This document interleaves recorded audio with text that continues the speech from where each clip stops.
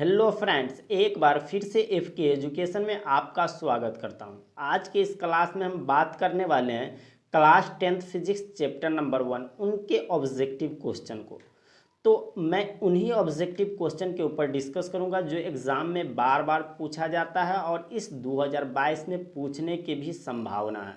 अगर आप केवल इन 25 क्वेश्चनों को लगा लेते हैं तो लगभग आपको 2022 के लिए चैप्टर 1 से कोई और क्वेश्चन तैयारी करने के लिए ऑब्जेक्टिव क्वेश्चन में नहीं ज़रूरत है। चलिए तो शुरू करते हैं।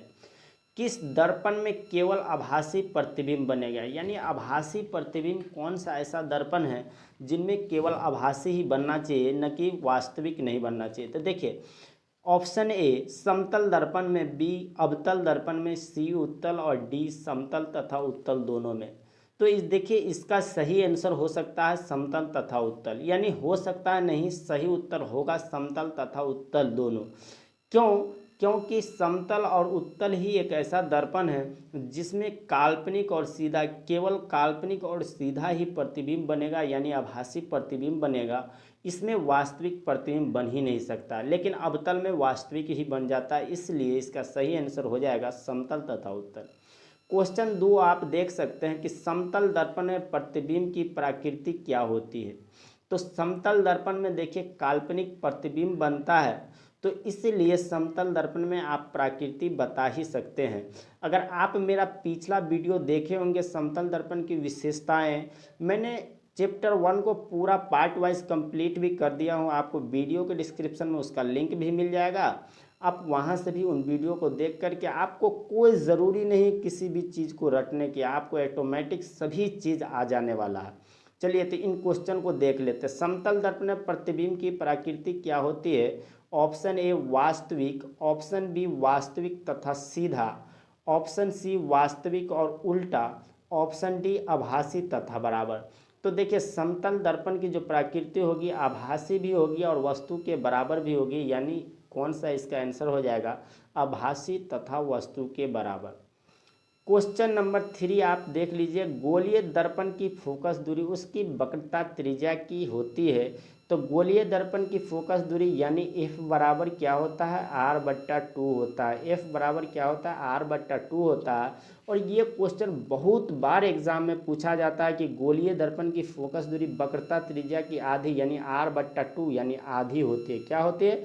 आधी होती है। इसी क्वेश्चन को पलट करके इस प्रकार से भी पूछा जाता है कि गोलीय दर्पण की वक्रता त्रिज्या यानी r बराबर फोकस दूरी की होती है, तो क्या होती है? दुगुनी। देख सकते हैं r/2f यानी f की दुगुनी होती है। तब वक्रता त्रिज्या फोकस दूरी की दुगुनी होती है, वक्रता त्रिज्या फोकस दूरी की दुगुनी होती है, जबकि फोकस दूरी वक्रता त्रिज्या की आधी होती है। इसे आपको अच्छे से याद रखना। एग्ज़ाम का बहुत ही इम्पोर्टेंट क्वेश्चन है, बहुत भी आप कह सकते हैं। नेक्स्ट क्वेश्चन यानी क्वेश्चन नंबर 4 की प्रकाश तरंग उदाहरण है कौन से चीज़ का? ऑप्शन ए देखिए ध्वनि तरंग का, बी विद्युत चुंबकीय तरंग का, सी पराबैंगनी तरंग का और डी में परास्रव तरंग का। तो इसका सही आंसर हो जाएगा ऑप्शन बी विद्युत चुंबकीय तरंग का। देखिए, प्रकाश जो है यह एक विद्युत चुंबकीय तरंग का उदाहरण है, जिसे मैंने प्रकाश जब जो क्लास लिया था उसमें मैं बताया हुआ भी था, इसलिए मैं उतना डिटेल्स में अभी नहीं जा रहा हूँ। उसके बाद देखिए दर्पण सूत्र है। दर्पण सूत्र क्या होता है? देखिए, मैंने इसे अभी ही हाल ही पिछले लेक्चर में सिद्ध किया हुआ था कि दर्पण सूत्र ये नहीं, दर्पण सूत्र यानी 1/v plus 1/u equal to 1/f। तो आप देख सकते हैं यहाँ कि 1/v plus 1/u equal to 1/f। तो दर्पण सूत्र क्या है? डी में 1/v plus 1/u equal to 1/f। ये आपका दर्पण सूत्र, ये भी एग्जाम में पूछ दिया जाता है। देखिए क्वेश्चन नंबर 6 में देख सकते हैं कि गोलीय दर्पण में फोकसांतर तथा वक्रता त्रिज्या के बीच क्या संबंध है? तो अभी आपने ऊपर देखा कि f बराबर r/2, तो आप जहाँ भी देखें f बराबर r/2 या r बराबर 2f, तो वही हो गया इसका संबंध। तो देखिए f बराबर r तो होगा नहीं, r बराबर 2r तो होगा नहीं, f बराबर r/2 यानी c देख सकते हैं कि f बराबर r/2। तो इसका सही आंसर देख सकते हैं f बराबर r/2 यानी c, या r बराबर 2f, कोना कानी आप गुना कर लीजिए। उसके बाद देखिए नेक्स्ट क्वेश्चन है कि सोलर कुकर में व्यवहार किया जाता है, तो सोलर कुकर में कौन सा दर्पण व्यवहार किया जाता है। तो हमने बहुत ही अच्छे से बताया था कि सोलर कुकर में उसके तापमान को इंक्रीज करने के लिए अवतल दर्पण का उपयोग करते हैं, जिससे खाना बनाने में सुविधा हो जाती है, यानी अवतल दर्पण का। तो सोलर कुकर में कौन से दर्पण का उपयोग किया जाता है, तो अवतल दर्पण का। नेक्स्ट क्वेश्चन आप देख सकते हैं कि मोटर चालक के सामने दर्पण साइड मिरर के रूप में लगा रहता है। तो ये क्वेश्चन बहुत ही वीवीआई है कि साइड मिरर के रूप में कौन सा दर्पण लगा होता है। तो ये आपके उपयोग में भी है कि उत्तल दर्पण का उपयोग साइड मिरर के रूप में किया जाता है। और नेक्स्ट देखिए उत्तल दर्पण का उपयोग साइड मिरर के रूप में क्यों किया जाता है, ये भी क्वेश्चन पूछा जाता है। तो अभी तो इतना ही है कि मोटर चालक के सामने दर्पण के साइड मिरर के रूप में किया जाता है कौन सा दर्पण, तो उत्तल दर्पण। नेक्स्ट क्वेश्चन देखिए कि सर्च लाइट का परावर्तक सतह होता है। तो देखिए सर्च लाइट का परावर्तक सतह होता है उत्तल या अवतल या समतल या उत्तल और अवतल दोनों। तो इसका सही आंसर हो जाएगा अवतल। सर्च लाइट का जो परावर्तक सतह होता है अवतल होता है। देखिए नेक्स्ट क्वेश्चन है कि प्रकाश की किरणें गमन करती हैं हमेशा सीधी रेखा में या टेढ़ी रेखा में, किसी भी दिशा में या उपयुक्त में से सभी। तो प्रकाश की किरण हमेशा सीधी रेखा में गमन करती है, तो इसका सही आंसर देख सकते हैं सीधी रेखा में। तो ये भी क्वेश्चन बहुत बार एग्जाम में पूछा गया है कि प्रकाश की किरण गमन करती है सीधी रेखा में। देख सकते हैं यहाँ बिहार बोर्ड 2012, 2015, 2015 देखिए इस तरह से बहुत बार पूछा गया। उसमें से भी सबसे ज़्यादा महत्वपूर्ण क्वेश्चन यह है कि प्रकाश के परावर्तन के कितने नियम हैं। तो प्रकाश के परावर्तन के 2 नियम हैं। ये बहुत बार पूछा गया एग्जाम में, 10-15 बार पूछा गया होगा ऑब्जेक्टिव में कि प्रकाश के परावर्तन के कितने नियम हैं। तो प्रकाश के परावर्तन के 2 नियम हैं। आप क्वेश्चन बैंक उल्टा करके देख भी सकते हैं कि कितने बार पूछा गया है।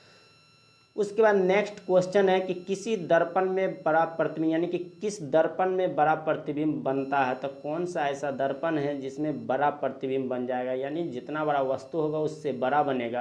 तो केवल एक ही ऐसा दर्पण है जिसमें वस्तु से बड़ा प्रतिबिंब बनता है, वो है अवतल दर्पण। तो कौन से दर्पण में बड़ा प्रतिबिंब बनता है, तो अवतल दर्पण में बड़ा प्रतिबिंब बनता है। देखिए ये भी क्वेश्चन 2015 में पूछा गया। समतल दर्पण द्वारा बना प्रतिबिंब होता है। तो क्या होता है कि समतल दर्पण में जो प्रतिबिंब बनता है काल्पनिक और सीधा बनता है और वस्तु के बराबर बनता है। तो समतल दर्पण के बना प्रतिबिंब का वास्तविक होगा, नहीं होगा, काल्पनिक होगा। हाँ एकदम सही कि काल्पनिक होगा। नेक्स्ट क्वेश्चन आप देख सकते हैं, अगर दाढ़ी बनाने की बात करें तो दाढ़ी बनाने में हम अवतल दर्पण का उपयोग करते हैं। नेक्स्ट क्वेश्चन देखिए कि गोलीय दर्पण के परावर्तक पृष्ठ की वृत्ताकार सीमा रेखा का व्यास कहलाता है। तो गोलीय दर्पण के परावर्तक पृष्ठ वृत्ताकार सीमा रेखा का व्यास क्या कहलाता है, तो ऑप्शन इसका ए हो जाएगा, यानी वक्रता त्रिज्या कहलाता है। वक्रता त्रिज्या बी, यानी वक्रता त्रिज्या कहलाता है।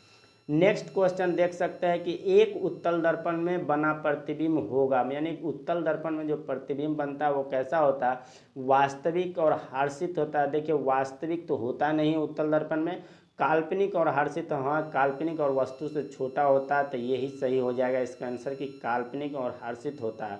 नेक्स्ट क्वेश्चन है कि दर्पण के ध्रुव, ये नहीं, देखिए नेक्स्ट क्वेश्चन, निम्नलिखित में किस दर्पण द्वारा किसी वस्तु का वास्तविक प्रतिबिंब मिल सकता है, यानी किसी वस्तु का वास्तविक प्रतिबिंब बनना चाहिए। कौन सा ऐसा दर्पण है जिसमें वास्तविक प्रतिबिंब बनता है। तो आपको स्पष्ट है पहले से ही कि उत्तल दर्पण में तो वास्तविक बनता नहीं और समतल में तो बनता नहीं। तो अवतलीय दर्पण केवल ऐसा है जिसमें वास्तविक प्रतिबिंब बन सकता है। तो अवतल दर्पण द्वारा ही केवल वास्तविक प्रतिबिंब बन सकता है। नेक्स्ट क्वेश्चन है कि उत्तल दर्पण द्वारा बना प्रतिबिंब होता है। तो देखिए उत्तल दर्पण में बना प्रतिबिंब हमेशा सीधा होता है। हाँ एकदम सही कि हमेशा सीधा होता है, हमेशा उल्टा होता है। उत्तल दर्पण में तो उल्टा प्रतिबिंब नहीं बनता है, सीधा और उल्टा दोनों नहीं, उत्तल दर्पण में तो ऐसा होता नहीं है। तो उत्तल दर्पण में हमेशा सीधा प्रतिबिंब बनेगा। तो क्या हो जाएगा इसका सही आंसर, उत्तल दर्पण में हमेशा सीधा प्रतिबिंब बनता है। नेक्स्ट क्वेश्चन है कि अवतल दर्पण में आवर्धित काल्पनिक प्रतिबिंब बनाने के लिए वस्तु को कहाँ रखा जाता है, यानी आवर्धित यानी वस्तु से बड़ा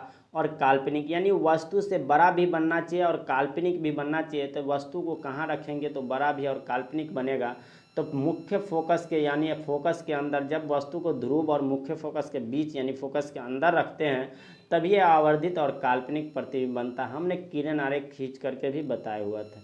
आपको वीडियो के डिस्क्रिप्शन में उन सभी वीडियो का लिंक भी मिलने वाला है, आप वहाँ से भी उन वीडियो को देख करके और सीख सकते हैं।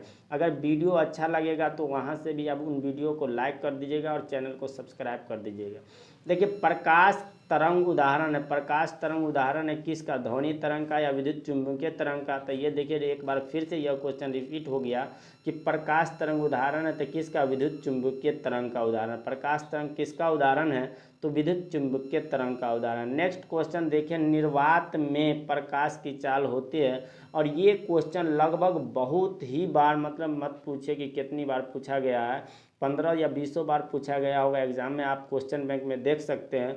तो निर्वात में प्रकाश का वेग जो होता है 3 × 10⁸ मीटर प्रति सेकेंड होता है। कितना होता है, 3 × 10⁸ मीटर प्रति सेकेंड होता है। नेक्स्ट क्वेश्चन देखिए कि काल्पनिक प्रतिबिंब हमेशा, काल्पनिक प्रतिबिंब क्या होगा, हमेशा क्या होगा, सीधा होता है या औंधा होता है या उल्टा होता है या तिरछा होता है। तो आपको पता है कि काल्पनिक प्रतिबिंब हमेशा क्या होता है, सीधा होना चाहिए, यानी सीधा ही होता है, काल्पनिक और सीधा था। काल्पनिक प्रतिबिंब क्या होता है, हमेशा सीधा होता है। काल्पनिक प्रतिबिंब हमेशा क्या होता है, सीधा होता है। नेक्स्ट क्वेश्चन देखिए, यदि किसी वस्तु को एक दर्पण के सम्मुख किसी भी दूरी पर रखने से उस वस्तु का प्रतिबिंब सदैव सीधा और छोटा बनता है, यानी वस्तु का प्रतिबिंब क्या बनना चाहिए, हमेशा सीधा बनना चाहिए और वस्तु से छोटा बनना चाहिए। तो कौन सा ऐसा दर्पण है, कहीं भी रखे तो देखिए उत्तल दर्पण में ही केवल ऐसा है कि कहीं भी वस्तु को रखिए तो वस्तु से छोटा और सीधा प्रतिबिंब बनने वाला है। नेक्स्ट क्वेश्चन देखिए, उत्तल दर्पण से प्रतिबिंब सदैव बनता है, क्या बनता है, वक्रता केंद्र तथा फोकस के बीच, या वक्रता केंद्र तथा अनंत के बीच, या ध्रुव तथा फोकस के बीच। तो आपको पता होगा कि ध्रुव तथा फोकस के बीच ही इसके वस्तु का निर्माण, मतलब प्रतिबिंब का निर्माण होता है। नेक्स्ट क्वेश्चन आप देख सकते हैं 30 क्वेश्चन है, इसमें लिखा है किसी वस्तु को हम तभी देख पाते हैं जब वह वस्तु प्रकाश को अवशोषित करता है। यानी कब हम वस्तु को देखते हैं, जब वस्तु प्रकाश को अवशोषित करता है या परावर्तित कर देता है, या अपवर्तित कर देता है, या परावर्तित या अपवर्तित दोनों करता था। नहीं, जब कोई वस्तु प्रकाश को परावर्तित कर देता है तब हम उस वस्तु को देख पाते हैं।